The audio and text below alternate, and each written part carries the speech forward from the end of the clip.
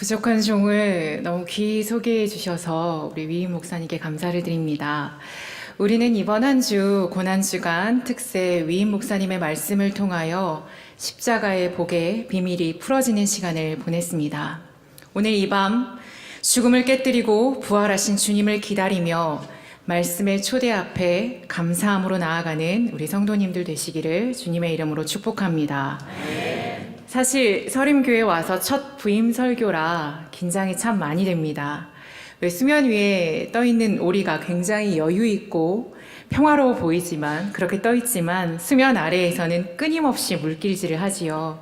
지금 강대상 위에 저의 모습은 굉장히 평안해 보일지 모르겠지만 지금 제 강대상 아래의 다리는 후들거리고 있으니 설교를 잘 마칠 수 있도록 격려의 눈빛을 보내주시면 감사하겠습니다. 불후의 명곡 슈가맨 그리고 기존 공영방송의 시청률을 훌쩍 뛰어넘었던 드라마 응답하라 1988을 기억하시는지요?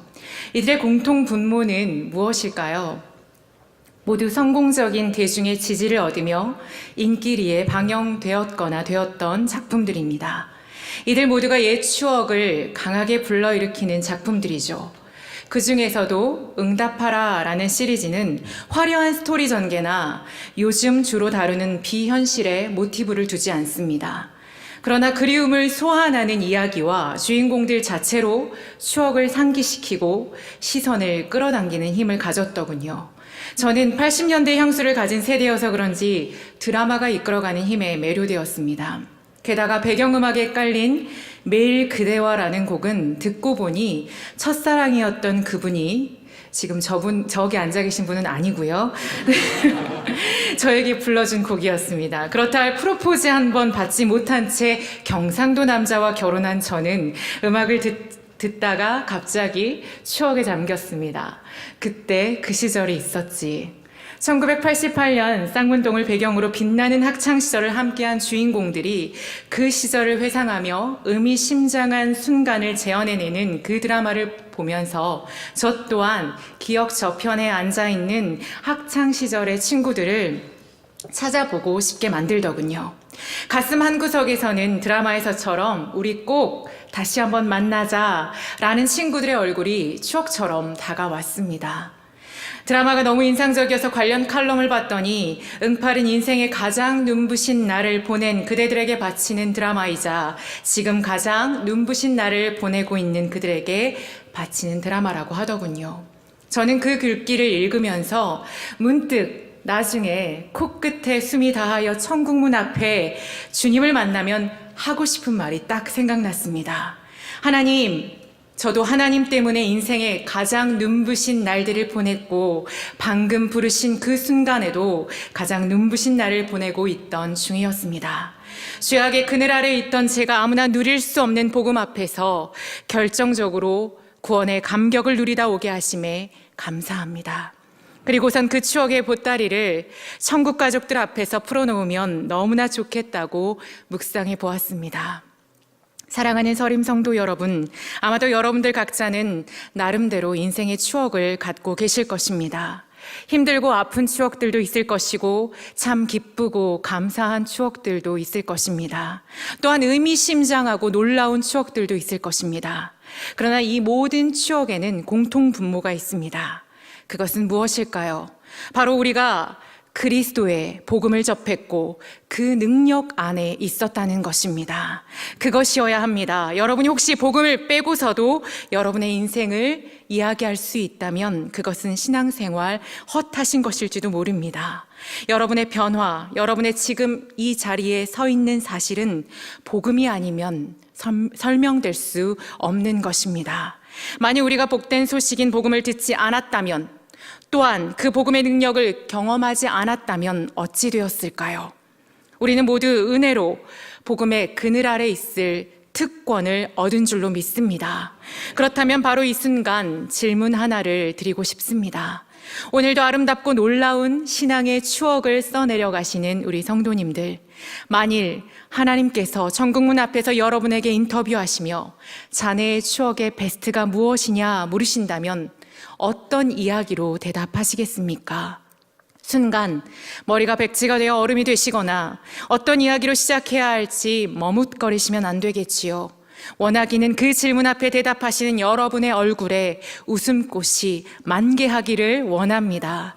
그렇다면 하나님이 우리의 무슨 이야기에 가장 가슴이 뛰어 하실까요? 우리가 신앙을 잘 지키다 왔습니다 라는 대답에도 즐거워하실 것이고, 정말 피비린내 나는 경쟁 구도 속에서도 믿음을 지키며 예배에 목숨을 걸고 왔노라 라고 말씀을 드릴 때도 기뻐하실 것입니다. 또한 이 어둠의 세대 가운데서 승승장구하며 왔다 라고 하실 때에도 기뻐하실 것입니다. 그러나 그 무엇보다 앞서는 추억은 바로 복음과 깊은 연관성이 있어야 하지 않을까요? 하나님 앞에서 가장 최고의 추억이 될 그것은 바로 오늘 본문에 바울의 선포석에 힌트가 들어가 있습니다. 15절입니다. 할 수만 있다면 복음을 전하라. 복음을 전하는 것이 왜 강렬한 추억이 될 수 있을까요? 복음을 전하는 것이 왜 빛나는 추억이 될 수 있을까요? 바로 복음에는 놀라운 위력이 있기 때문입니다. 본문은 복음의 위력을 세 가지로 말씀하고 있습니다. 첫 번째, 복음 안에는 하나님의 능력이 있기 때문에 우리는 전해야 합니다. 여러분의 인생에 아름답고 찬란한 전성기는 언제였습니까? 저는 담대하게 고백하고 싶습니다. 바로 복음을 듣고 하나님을 인격적으로 만나기 시작한 그 순간부터였다고 말입니다. 복음의 능력이 제 심장을 관통하고 복음이 제 인생에 스며들기 시작한 순간부터라고 말입니다.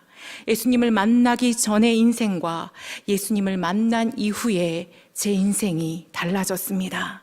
가장 예민한 중학교 3학년 시절 아버지가 안정된 직장을 내려놓고 개척교회를 시작하시면서 너무 어려워진 집안 살림, 고등학교 야간 자율학습 시간에 도시락도 싸가지 못할 형편의 재수까지 하게 되면서 외로움은 그치지 않았습니다. 그러나 복음의 힘은 저의 환경을 바라보는 눈을 황복시켜 주었습니다. 예수님을 만나기 전의 환난은 너무나 괴로운 것이었지만 예수님을 만난 이후의 환난은 더 반짝거리기 위한 전초전이 되었습니다. 예수님을 만나기 전의 꿈과 예수님을 만난 이후의 비전이 달라졌습니다. 예수님을 만나기 전에 경제적인 곰핍은 죽을 맛이었지만 예수님을 만난 이후의 경제적인 곰핍은 하늘에서 만나와 메추라기가 떨어지는 은혜의 연속이었습니다. 오늘 본문의 바울도 그랬습니다. 바울은 자랑할 스펙이 참으로 많은 사람이었죠. 8일 만에 할례 이스라엘 출신 베냐민 지파 히브리인, 그는 출생부터가 남달랐습니다. 로마 시민권을 소유했을 뿐만 아니라 최고의 지성인 가말리엘 문화의 제자였으나 그 많은 스펙이 자신의 인생을 바꿔놓을 수 있는 능력이 되지 못했습니다. 스펙은 오히려 그가 누군가를 평가하고 비난하고 정죄하는 잣대가 되곤 했습니다. 그런 심심하고 불만스러운 삶에 놀라운 일생일대 결정적 항복을 가져다 준 사건이 있었으니 그것이 바로 복음의 능력이었다는 것이지요. 그의 인생이 복음의 능력으로 다시 설계되었습니다. 자신이 가진 배경, 학문, 물질은 사람을 살릴 수 없었지만 복음의 힘은 사람을 살리는 힘임을 보게 되었습니다. 그래서 그는 할 수만 있다면 자신의 주변은 물론이요, 로마를 비롯한 유럽에서부터 소아시아에 이르기까지 복음을 들고 뛰기 시작합니다. 그리고 그는 십자가의 능력으로 자신처럼 보지 못하는 이들의 영적인 비늘을 벗기고 복음 앞에 두 손 들고 나올 수 있는 기적의 문을 열었습니다. 이 시대에도 동일하게 소망 없이 살아가는 세대들이 있습니다. 전해주지 않으면 안타까운 선택을 하고 너무나 허망하게 살아가는 이들이 있습니다. 열심히 돈을 따라가고 사람을 따라가고 학벌을 따라가지만 언제 배신당할지 모르는 불안함을 안고 살아가는 사람들이 있습니다. 모든 것을 누리고 있는 듯 보이지만 허망한 영혼의 상태로 벼랑 끝에 매달려 있는 이들이 지금도 존재합니다. 그들은 아직 복음의 능력을 맛보지 못한 세대들입니다. 십자가의 메시지가 어떤 사람에게는 미련한 것이며 또 어떤 사람에게는 거리끼는 것이 사실일지 모르겠지만 그들도 분명 복음의 능력을 알게 되리라는 확신을 갖고 우리는 복음을 운반해야 할 줄로 믿습니다. 위임 목사님께서 새벽 예배를 통하여 우리는 복음의 채널이다, 복음의 전달자다라고 말씀하신 도전을 겸허히 받아야 될 줄로 믿습니다. 우리가 신앙생활을 하면서 오묘하고 기가 막힌 기적을 경험하는데 그 능력을 우리만 소유하고 있다면 얼마나 안타깝습니까? 복음의 메시지는 하나님께서 우리를 위해 하신 일과 하실 일들에 관한 보고입니다. 따라서 복음은 강력한 하나님의 능력이 나타나는 결정판인 것이지요.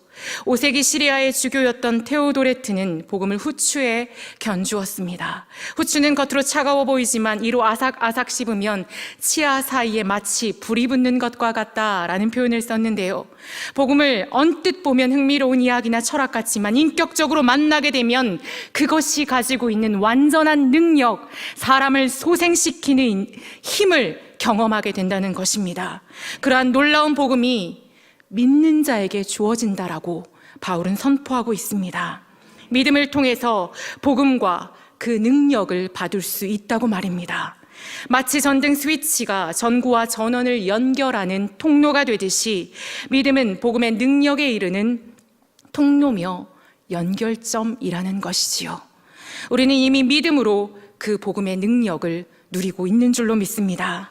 그러나 그 좋은 것을 우리만 누리고 왔다면 왠지 입이 안 떨어질 것 같습니다. 주님이 좋은 복음 할 수만 있다면 전하고 나누고 왔습니다라고, 그것이 저의 베스트 추억이라고 말할 수 있기를 주님의 이름으로 축복합니다. 두 번째, 복음의 위력은 17절에 나와 있습니다. 복음은 하나님의 의가 나타나는 결정판입니다. 우리의 추억 중심에 하나님의 의가 증거되는 사건이 있었다면 얼마나 큰 기쁨일까요? 하나님이 예수 그리스도를 십자가의 제물로 세우심으로 하나님의 자비로우심과 사랑하심을 모든 이들에게 나타내셨습니다. 당신의 고통당하는 백성들과 죄의 올무에 묶여 인생의 문제에 묶여 신음하던 자들을 향하여 간섭하시고 구원하시겠다는 약속을 우리에게 주신 것입니다.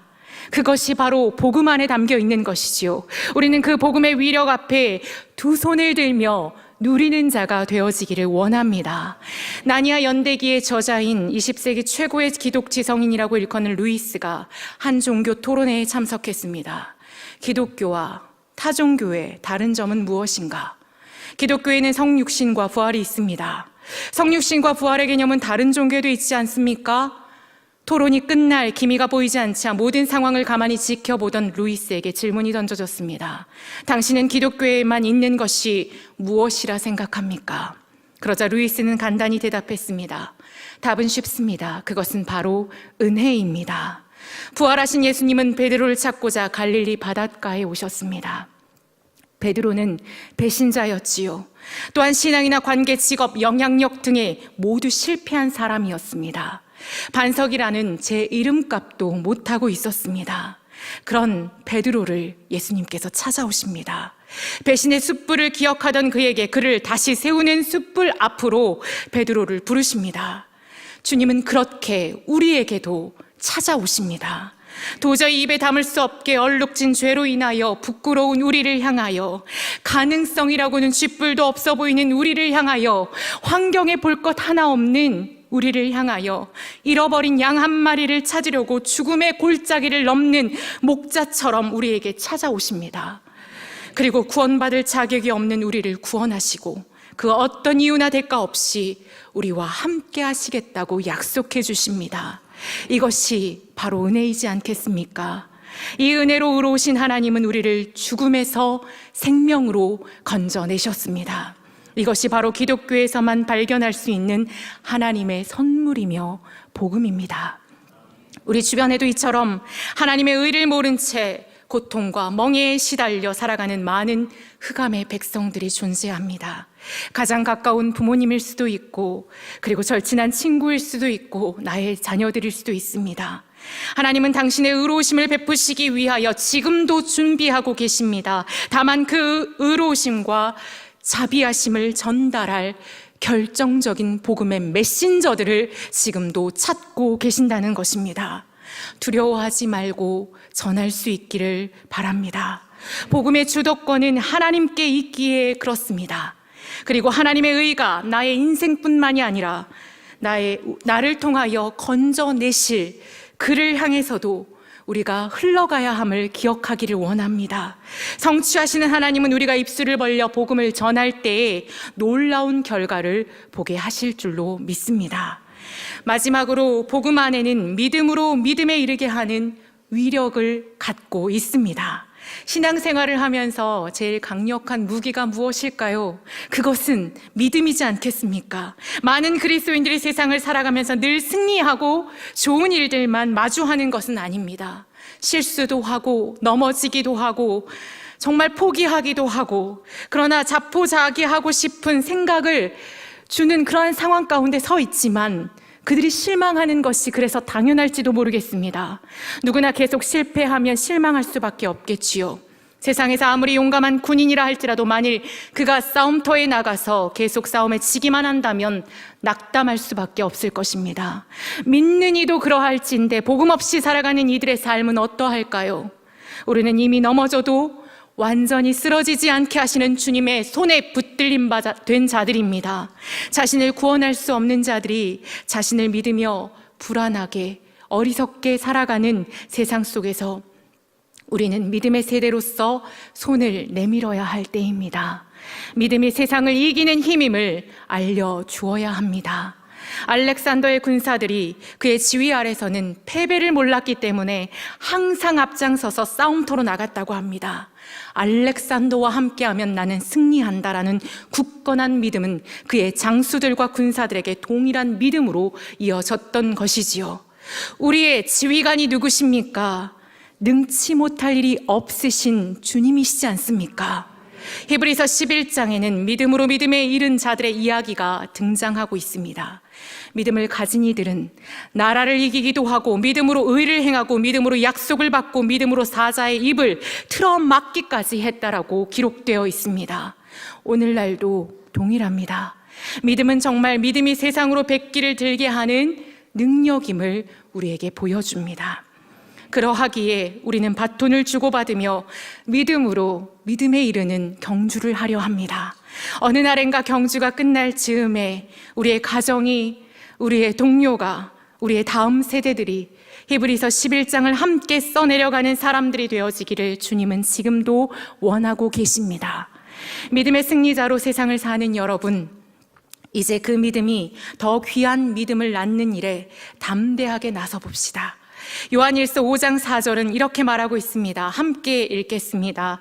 무릇 하나님께로부터 난 자마다 세상을 이기느니라. 세상을 이기는 승리는 이것이니 우리의 믿음이니라. 아멘. 또한 사도 바울은 갈라디아서를 통해서 이렇게 말씀합니다. 같이 읽겠습니다. 내가 그리스도와 함께 십자가에 못 박혔나니 그런즉 이제는 내가 사는 것이 아니요 오직 내 안에 그리스도께서 사시는 것이라. 이제 내가 육체 가운데 사는 것은 나를 사랑하사 나를 위하여 벌신 하나님의 아들을 믿는 믿음 안에서 사는 것이라. 아멘. 이러한 능력 안에 나뿐 아니라 열방과 우리의 민족이 살게 하기 위하여 믿음은 계승되어야 하며 신앙의 대입기가 이루어져야 하며 확산되어야 될 줄로 믿습니다. 오늘 이 말씀을 준비하면서 저는 저에게 과연 복음을 통해 놀라운 능력이 나타난 사건이 있었는가 가만히 추억해 보았습니다. 제가 첫 번째 사역을 했던 서울 군자동에 위치한 작은 교회가 있었는데요. 서울이면 다 도심지이고 번화가일 것 같은데 그곳은 작은 주택들이 3, 4, 5 모여 있는 도심 속의 시골 같은 곳이었습니다. 저는 그 교회의 아동부를 맡게 되었는데 말이 아동부지 4살부터 유아부 친구들 그리고 6학년 친구들까지 14명의 친구들로 구성된 아주 작은 교회 학교였습니다.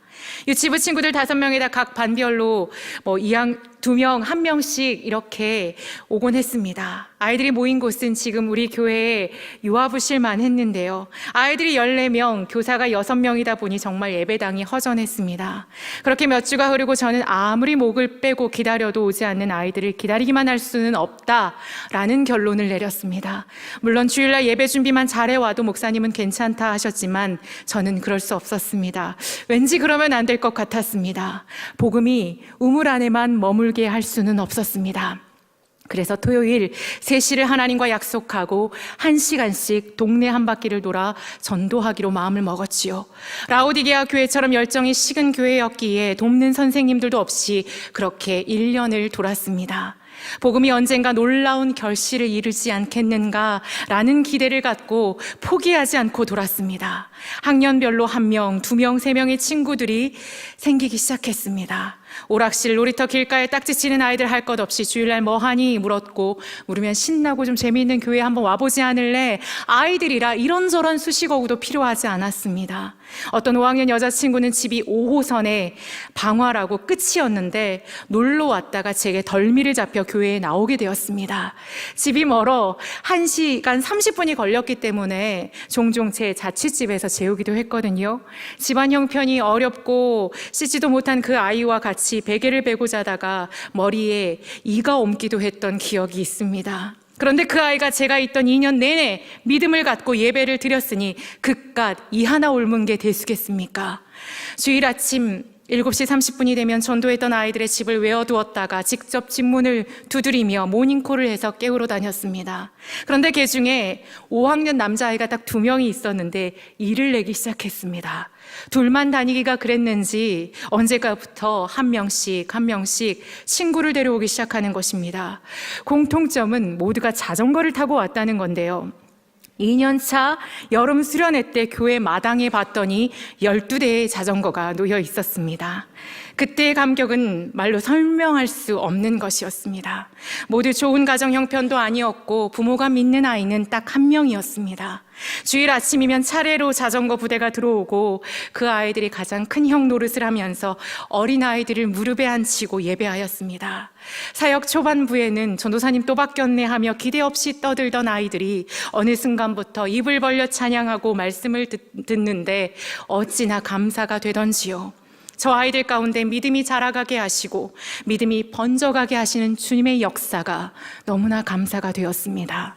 2년여 사역을 마치던 날 그 자전거 부대 12명의 6학년 남자아이들이 저를 배웅해 주면서 전도사님 말씀처럼 주일날 꼭 교회 갈게요. 저희 12명 중등부에 가서도 하나님 열심히 믿을 테니 안 떠나시면 안 되냐며 눈물 콧물 범벅이 되어 저의 뒤를 따라오던 행렬을 잊을 수가 없습니다. 제 눈가에도 이미 눈물이 범벅이 되어버렸습니다. 그냥 가만히 있을 수 없어 전도를 시작했는데 하나님은 너무나 놀랍게 채우심의 역사로 함께해 주셨습니다. 저는 순간순간 제 마음이 전도에 시들해질 때마다 그 시절을 되새김질합니다. 복음은 인생을 바꾸는 놀라운 능력이다. 동시에 계속적인 믿음의 행렬을 세워가는 힘이다. 기억하면서 말입니다. 사랑하는 서림교회 성도님들, 다시 한번 주님의 이름으로 도전합니다. 모두 천국 백성으로 서게 되는 그날, 가장 아름다운 추억을 이야기하라 하시면 주님 앞에 무슨 말씀을 드리겠습니까? 신앙생활을 하면서 누리게 하신 은혜들이 많지만 그 무엇보다 최고의 추억이 복음을 전한 추억이기를 원합니다. 복음은 하나님이 우리에게 맡겨주신 선물입니다. 선물은 누군가에게 주어야 그 값어치를 발휘하지 않습니까? 복음이라는 선물 안에는 놀라운 하나님의 능력이 숨겨져 있습니다. 하나님의 의로 죄인을 결박에서 풀어주는 능력이 있습니다. 게다가 복음은 믿음으로 믿음에 이르게 하는 귀중한 가치를 갖췄습니다. 거저 받았으니 거저 나누어야죠. 우리 하나님 앞에서 주님 주신 생애 동안 천하보다 귀한 한 영혼을 살리고 돌아왔습니다. 주님 어둠의 그늘 아래 묶여있던 영혼에게 복음을 증거하고 돌아왔습니다. 주님 내게 주신 가족들과 복음의 비밀을 함께 나누고 왔습니다 라고 고백하게 되기를 주님의 이름으로 축복합니다. 혹 아직까지 두려움의 복음을 전하는 일에 도전해 보시지 못한 분들이 계시다면 누가복음 10장 17절에서 19절을 들려드리고 싶습니다. 주님의 제자들도 놀랐습니다. 그들이 어떻게 고백하는가? 70인이 기뻐하며 돌아와 이르되 주여 주의 이름을 전하였더니 귀신들도 우리에게 항복하더이다. 예수님께서 이르시되 사탄이 하늘로부터 번개같이 떨어지는 것을 내가 보았노라. 이제 원수의 모든 능력을 제어할 권능을 주었다. 너희를 해칠 자가 결코 없으리라. 가장 중요한 20절을 함께 읽겠습니다. 그러나 귀신들이 너희에게 항복하는 것으로 기뻐하지 말고 너희의 이름이 하늘에 기록된 것으로 기뻐하라 하시니라. 아멘. 여러분이 복음을 전했을 뿐인데 사단이 항복한답니다. 모든 원수의 능력을 제어할 힘을 주신다고 하십니다. 온 세상이 복음 앞에 항복하는 것을 보게 된다고 합니다. 무엇보다 우리들의 이름이 하늘에 기록된다고 약속하십니다. 오늘을 사는 그리스도인들이 날마다 살아있는 현재 진행형의 복음 추억자들이 되어지시기를, 그렇게 하여 이 나라와 이 민족에 그리스도의 계절이 돌아오기를 원합니다. 지금 우리는 성금요일 밤을 지나고 있습니다. 주님이 우리를 위해 고난당한 아픔의 밤이지만 우리를 죄와 죄의 올무와 결박에서 완벽하게 끊어내신 승리의 밤이기도 합니다. 이 밤, 그 놀라운 복음이 관통하는 이 밤, 우리 서림교회 성도님들, 사랑하는 청년 세대들, 그리고 교육부의 다음 세대들이 예수 그리스도를 힘입어 다시 한번 본 어게인 해야 할 줄로 믿습니다. 혹 시들해진 우리의 신앙으로 인하여 복음은 여전히 힘이 있고 능이 있는데 그것을 선포하는 우리가 머뭇거리고 있다면 다시 새롭게 복음의 옷을 입기를 축복합니다. 나아가 이 마지막 때에 우리를 부르시고 쓰시기 위해 우리를 세우신 주님의 뜻이 성취되도록 복음의 위력을 전하는 서림교회의 아름다운 발걸음이 쉬지 않기를 주님의 이름으로 축복합니다.